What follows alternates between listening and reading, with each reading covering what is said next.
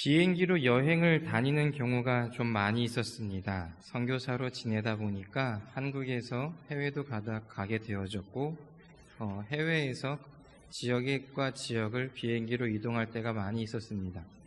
그런데 비행기를 탈 때 공항에서 누군가가 낯선 사람이 나에게 수화물을 맡기면서 이걸 좀 운반해 주세요라고 한다면 여러분은 알겠습니다, 친절하게 받아서 운반하시겠습니까? 아니면 이 사람은 누구야? 이렇게 위에서부터 아래까지 훑어보고 안 되겠어요 라고 거절하시겠습니까? 예수님 믿으시면 친절하셔야 되잖아요. 그럴 수가 없습니다. 괜히 마약 같은 거, 위험한 물질들을 내가 대신 운반을 하다가 걸리게 되면 굉장히 위험한 상황들이 벌어진다는 것을 우리가 알기 때문입니다. 얼마 전에 텔레비전을 보니까 택시 기사분의 이야기가 나왔습니다.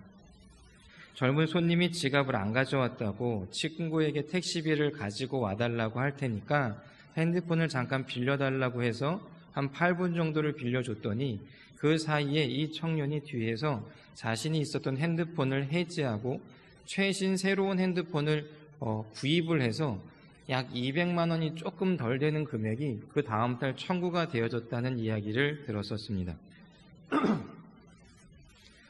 요즘에 누가 핸드폰 빌려달라고 해도 조심해야 합니다. 이렇듯이 억울한 일을 당할 수도 있기 때문입니다.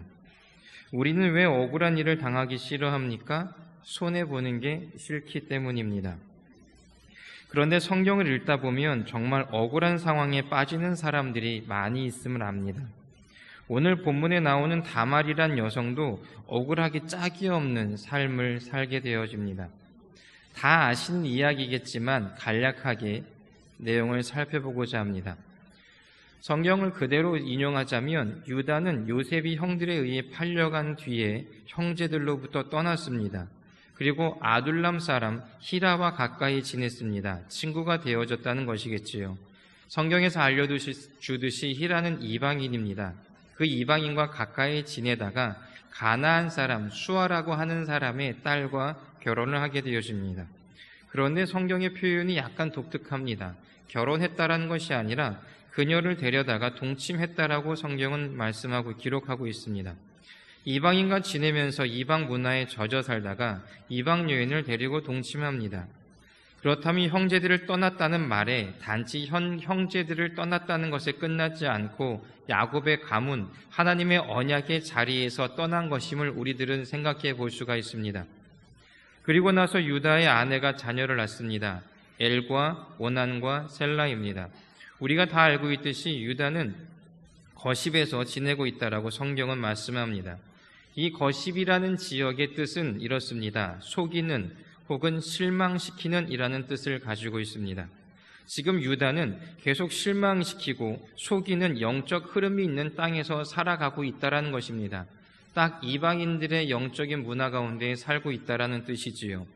그렇게 성경에서 거십일에서 지내고 있다라는 이야기를 통하여서 앞으로 어떤 모습으로 일들이 벌어질지를 우리가 상상할 수 있도록 도와주고 있습니다. 속이고 실망시키겠지요. 유다의 장자 엘은 다말과 결혼합니다. 성경은 말씀합니다. 유다의 장자 엘이 하나님 보시기에 악을 행함으로 하나님께서 그를 죽이셨다고. 이스라엘에서는 첫째가 사망을 하게 되어지면 자녀가 없는 상황에서 세상을 떠나게 되면 그의 동생이 형수에게 들어가서 형의 가문을 이어가게 하는 문화가 있는 것 아실 겁니다. 그런데 오난이 형수를 아내로 취하여 대를 이어야 하는데 땅에 설정을 함으로 하나님께서 이것을 악하다고 말씀하셔서 오난까지도 죽이십니다. 그런데 아직까지 셀라가 어렸었던지 유다는 다말에게 수절하고 기다리며 친정에 돌아가 있다가 내가 앞으로 셀라가 성장하면 장성하면 다시 부르겠다라고 약속을 합니다. 유다의 며느리 다말은 친정으로 돌아갑니다. 그러나 성경은 유다의 속사정을 우리에게 알려줍니다. 막내 셀라도 그 형들과 같이 죽을까봐 염려했기 때문이라고 이야기해주고 있습니다. 유다의 말과 그의 속내가 전혀 다르고 속이고 있다라는 사실을 말입니다. 약속을 지키지 않으므로 다말에게는 실망감을 주었을 것입니다. 사랑하는 성도 여러분, 사람은 이렇게 어떤 자리에 서 있느냐가 너무나 중요합니다. 5월 초하루 새벽 기도 때 말씀드렸지만 기도와 간구의 자리에 서시길 바랍니다. 우리의 마음과 생각을 감찰하시고 지키시는 하나님 앞에 예배의 자리에 서 계시기 바랍니다. 그 자리가 복된 자리입니다. 어떤 상황이 있어도 그 자리는 떠나지 마시기 바랍니다. 돈이 따라오라고 할지라도, 명예가 나를 따라오라고 할지라도 우리 이 자리를, 거룩한 자리를 떠나지 마시기 바랍니다. 삶이 궁핍해져도, 상황이 억울해져도 그 자리를 절대 떠나지 마시기 바랍니다.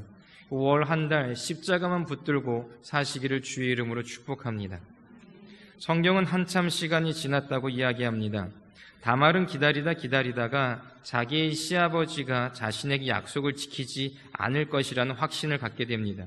그리고 얼마 후에 유다의 아내 수아의 딸이 세상을 떠났고, 유다는 그 일로 인하여 위로를 받고 자기의 양털 깎는 자들에게 도착했다는 소식을 듣게 됩니다. 팔레스타인 지역에서 배우자가 세상을 떠났을 때에 장례를 마치고 위로의 기간들은 보통 70일에서 최대 90일 정도로 이야기를 합니다. 그렇다면 최소한 3개월이 지났고 그는 위로를 받고 축제 장소로 떠나게 된 것입니다. 이 소식을 다말이 전해 듣지요. 이때 다말은 엄청난 일을 벌입니다. 보통 사람은 상상할 수 없는 일을 벌이게 됩니다. 과부의 의복을 벗습니다. 너울로 얼굴을 가리고 몸을 휘감습니다. 이 복장은 몸 파는 여인의 복장입니다. 그리고 딥낫길 옆 에나임 문에 앉아서 시아버지 유다를 기다립니다. 이 에나임이란 지역의 뜻의 이름은 두 개의 샘이라는 뜻입니다. 그러기에 목축하는 사람들에게는 너무나 좋은 땅이었고 목축의 중심 지역이었고, 이곳에서 목축과 관련된 지금 털을 깎는 축제가 이루어지는 지역이라는 것입니다. 제가 양털 깎는 축제에 대해서 한번 설명드린 적이 있었습니다. 이 양털 깎는 축제는 1년 동안 양털을 깎아서 그것이 굉장히 큰 재산이 되어지기에 관련된 모든 사람들을 불러다가 3일 정도, 최대 일주일까지 축제를 벌일 수 있을 만큼의 재정이 나올 수 있는 그런 특별한 축제였습니다. 이 상황 가운데 사람들은 마음과 생각을 다 떨쳐버리고 방종한 상태로 지내는 축제라고 말씀을 드렸습니다.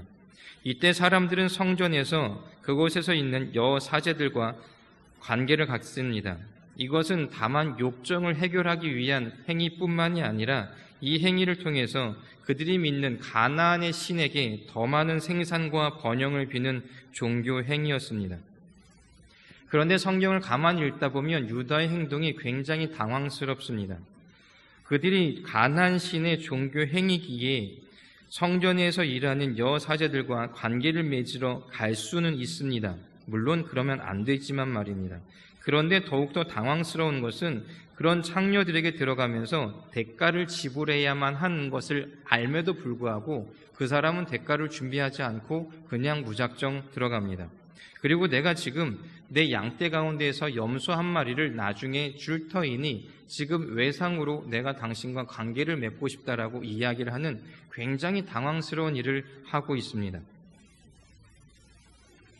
다말은 그 상황 가운데 당황하지 않고 그때까지 담보물을 달라고 합니다. 그리고 다말은 요청합니다. 도장과 끈과 지팡이를 달라고 합니다. 이 당시에 사람들은 자신을 증명할 수 있는 증명서류를 하나 가지고 다녔습니다. 그것이 도장입니다. 그 당시의 도장은 자신의 인감처럼 찍을 수 있었던 것인데 반지 형식으로 소유를 하고 있었던 것이 보통인데, 사람들이 반지로 끼고 있다 보면 불편할 수 있지 않습니까? 그러기에 가끔은 끈을 달아서, 반지 사이에 끈을 달아서 목걸이로 메고 다니는 경우가 있었습니다. 다말은 지금 당신의 증명서를 달라는 것입니다.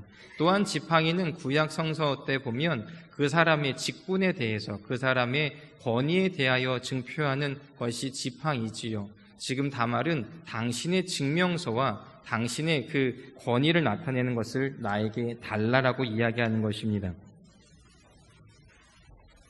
유다는 그렇게 약속을 행하고 그렇게 맡기고 그 물건을 내어주고 자신의 며느리임에도 불구하고 알지 못하여 그와 관계를 맺습니다.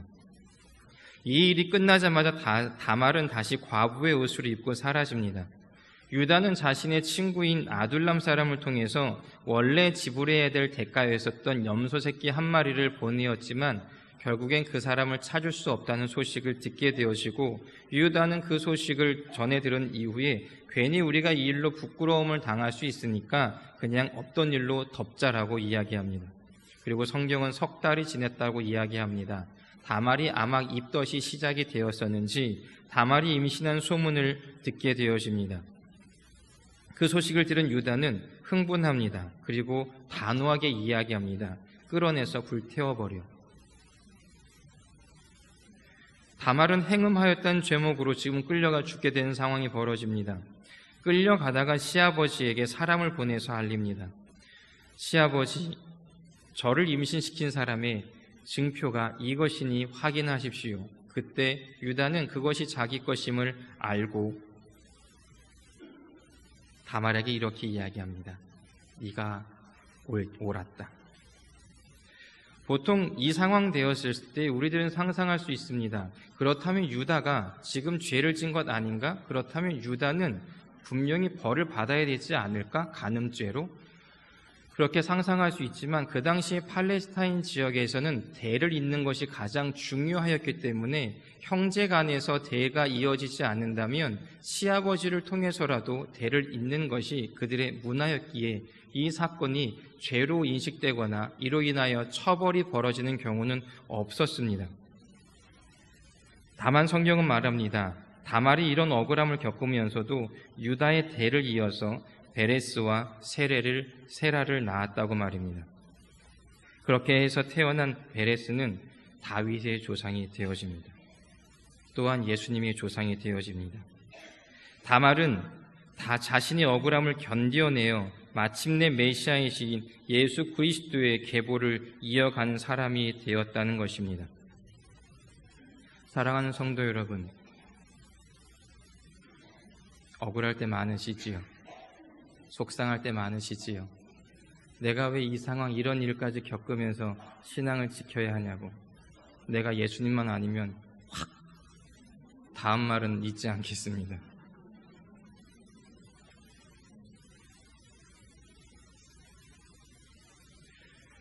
유다가 다말에게 한 말이 있습니다. 내가 옳도다. 이 말은 누가 틀렸다 맞았다의 말이 아닙니다. 너는 지금 의롭다라고 이야기하는 것입니다. 의롭다라는 것은 우리가 옳은 행위, 거룩한 행위를 했고 안 했고의 문제가 아닙니다. 이 성경을 통해서 우리들에게 말씀하시고 싶은 그 옳도다의 뜻은 우리가 하나님의 언약을 붙잡고 있었다는 것입니다. 우리가 억울했을지라도, 다말이 억울했을지라도 그는 끝까지 하나님의 언약이었던 계보를 붙잡고 있었다는 것입니다. 사랑하는 성도 여러분, 혹시 가정 가운데에서, 가문 가운데에서 믿음 때문에 억울한 일 겪고 계십니까? 기억하시기 바랍니다. 여러분이 억울함을 경험하지만 그 가운데에 붙잡아야 할 것, 하나님의 약속입니다. 다말을 통하여서 유다의 가문을 세우고 메시아의 가문을 회복시키셨던 하나님처럼 저와 여러분 지금은 억울함 가운데 있다라고 하나님한테 호소하고 싶고 애통하여 가슴치며 울고 싶어하는 우리들의 애절한 마음이 있을지라도 하나님은 그것을 통하여서 우리 각 가문과 가정 가운데에 하나님의 언약을 세우실 것입니다. 교회 봉사하시면서도 억울하고 속상한 일 많으시지요. 내가 왜 이렇게까지 하면서 교회를 해야 하냐고. 교회에서 돈 주는 것도 아니고. 사랑하는 성도 여러분, 우리 성도님들의 헌신을 통해서 억울하고 속상하지만 눈물 흘리면서 교회를 위하여 기도하심으로 내 몸이 죄송합니다. 속된 말로 뽀사실 것 같고 박살날 것 같은 상황에서도 교회의 성전을 위하여 나와 기도하고 봉사하시는 많은 성도님을 뵐 때마다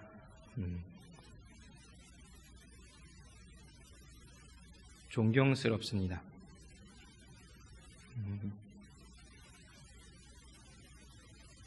힘내시고 하나님의 언약을 붙잡고 계실 때에 하나님이 마지막에 주 앞에 섰을 때에 하실 말씀, 네가 옳았다, 네가 의로웠다라는 칭찬을 받는 우리 모두가 되기를 주의 이름으로 축복합니다.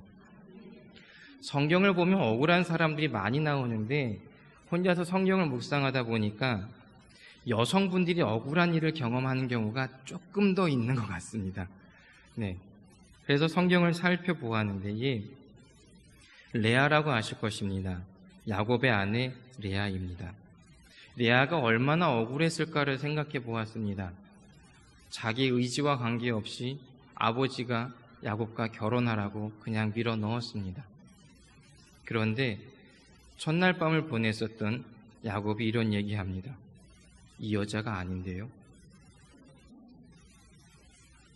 버림받았습니다. 그리고 레아는 야곱만을 바라보았습니다. 그의 인생의 목표는 단 한 가지였습니다. 남편에게 사랑받는 것. 그러나 그녀는 평생 동안 남편의 사랑을 받을 수가 없었습니다. 야곱이 사랑했었던 라헬, 성격이 별로 좋은 것 같진 않습니다. 야곱이 보기에 이뻤다고 하지만 레아가 낳은 자식들에 대하여 이름을 붙일 때는 하나님이 다시 아니면 찬양하리로다, 되게 은혜롭고 충만한 이름을 붙여주는데 라헬은 빌하 때부터 시작해서 내가 이겼다, 하나님이 나의 억울함을 풀어주셨다, 마음이 굉장히 날카로운 것 같다는 생각이 들었습니다. 어찌되었건 일평생 살아가면서 남편의 사랑을 받지 못했었던 레아, 그의 끝은 어떻게 되어져 있는지 기억하실 것입니다. 야곱의 선조들의 무덤에 들어간 여인은 레아였을까요? 레아였을까요? 네, 혹시 해서 답만 알려드렸습니다. 라헬은 어디서 죽었는지 아십니까? 길가에서 죽었습니다. 길가에서 묻혔습니다. 그리고 하나님의 약속에 선조들의 무덤에 들어갔었던 여인은 평생 남편의 사랑을 받지 못하고 남편의 사랑만을 갈급하면서 억울하고 속상하고 지치고 눈물 가운데 있었던 레아가 선조들의 무덤에 들어갔던 것을 우리들은 알게 되어집니다. 말씀을 묵상하다가 또 한 명의 여인이 떠올랐습니다. 수로보닉의 여인이었습니다. 예수님 말씀하십니다. 예수님이 어떻게 그런 말씀을 하셨는지 모르겠지만 내 자녀에게 줄 빵을 개에게 주지 않는다로. 예수님 너무하지 않습니까? 그런데 그 상황 억울함 가운데에서 약속의 말씀, 예수 그리스도의 언약을 붙잡아셨던 그 여인은 마침내 그의 기도의 제목에 응답을 받게 되어집니다. 사랑하는 성도 여러분, 성경은 말씀합니다. 지금 내가 억울함을 받는 것이 나의 죄의 형벌이 아니라고. 우리가 정말로 하나님의 약속을 붙들고 있는 사람이라면 이 억울함 끝에 하나님의 가장 영화로운 모습이 기다리고 있다라고 말씀하고 계십니다. 그러기에 오늘 하루도 힘드시겠지만, 오늘 하루도 억울하겠지만, 오늘 하루도 살아가는 것이 버거워 하나님께 눈물 흘리다가 눈물이 메말라 눈물까지 잃어버린 자리에 서 계실지라도 하나님의 약속만은 결코 버리지 마시기를 주의 이름으로 축복합니다.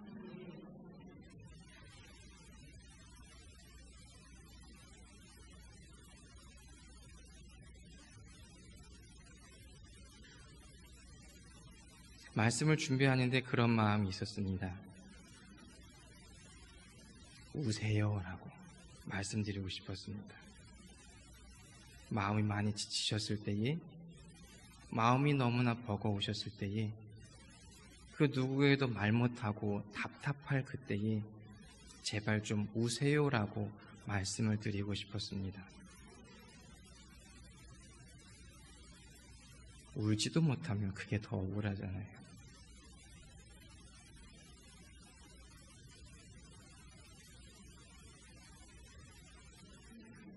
내 아버지 앞이라면 울 수 있지 않을까요? 내 아버지 앞이라면 그분의 옷자락을 붙잡고라도 울 수 있지 않을까요?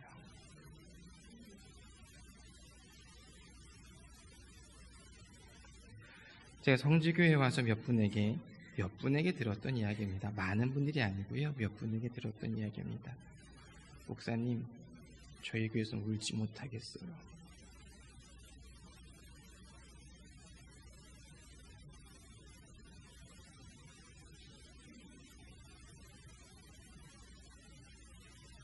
혼자 상상해 보았습니다. 레아도 울었을 텐데 다말도 울 곳이 있지 않았을까? 수르보니게 여인에게도 울만한 여윤이 있지 않았었을까? 근데 왜 우리 성지교회 성도님들은 울 수 있을 만한 여유도 없으신 것일까? 왜 펑펑 울 수 있는 그 자리도 없으신 것일까?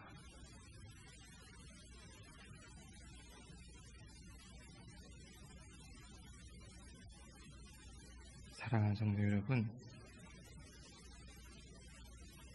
하나님은 우리들의 모든 감정, 있는 모습 그대로 나와 상한 심령을 내어드렸을 때에 그것을 산 제물로 받으셔서 기뻐 흠양하시는 하나님이십니다. 하실 수만 있으시면 기도의 자리에 나와 우세요. 하실 수만 있으시면 예배의 자리에 나와 우세요. 하나님이 울음을 그 이후에 회복해 주시고 허락하시는 평안함들을 누리셨으면 좋겠습니다. 그리고 하나님의 음성을 들으시길 원합니다. 네가 옳았다. 우리가 의로워서 옳았다는 것이 아니라 그럼에도 불구하고 주님의 약속을 붙잡고 있었기에 옳았다 말씀하시는 주님의 음성을 들으실 주의를 축복합니다. 그리고 또한 다시 한번 마침내 하나님께서 우리를 통하여서 우리 가정과 가문 가운데에 하나님의 약속, 언약을 세우심을 바라보며 기뻐 뛰며 춤출 수 있는 우리 성지교회 모든 성도님들의 삶이 되시기를 주님의 이름으로 축복합니다.